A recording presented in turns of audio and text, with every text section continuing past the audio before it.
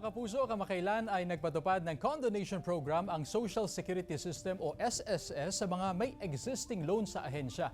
At pinalawig din ang kanilang membership program. Good news ba ito para sa atin?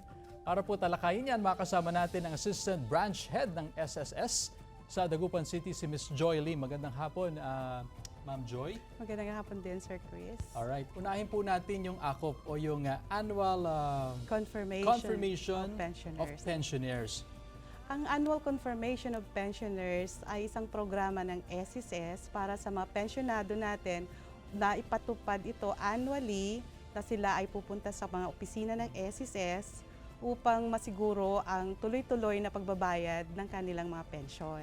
Bakit po ito importante sa mga pensioner o tumatanggap ng pensyon from SSS? Opo, ito po ay importante sa mga pensioner natin upang hindi po maputol ang kanilang mga pensyon, upang malaman din ng SSS kung sino mga dapat na bayaran ng pensyon at kung kinakailangan ito ba ay masuspinde o makansela o ito ba ay dapat na i-resume sa mga pensyon na naputol. Ma'am, ano naman yung membership expansion program ng SSS?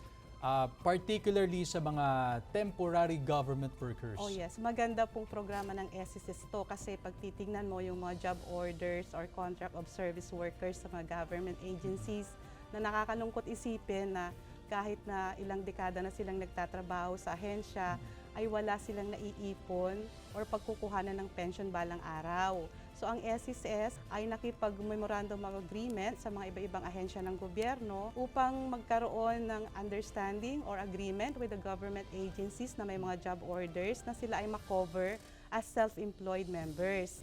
Pwede ka bang maghabol ng hulog sa SSS? For example, yung mga years na hindi mo employed ka, tapos nabakante ka for 5 years, pwede mo bang habulin yung hulog na yon to meet the pension age? Parang sad to say, wala po tayong retroactive payment. Okay. So may certain schedule po tayo ng deadlines. Halimbawa, kung ikaw ay self-employed voluntary member po, yung first quarter, ang deadline po niyan is the month following the applicable quarter. Halimbawa, yung January, February, March 2024, hindi mo nabayaran, pwede mo pa siyang bayaran hanggang April 30.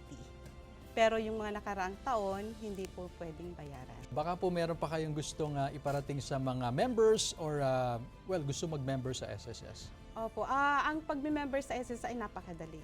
Expanded na nga po siya talaga ngayon.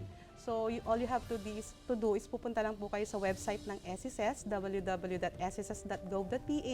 Mag-apply po kayo ng SSS number. Kung kailangan nyo pong kumuha ng SSS number bilang future employee, pwede po nyo gawin yon. Or kung gusto nyo maghulog on your own dahil meron kayong pinagkakakitaan bilang self-employed, or kung kayo po ay overseas Filipino workers or OFW, kumuha lang po ng SSS number online.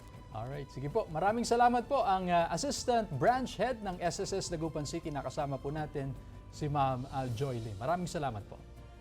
Thank you din po.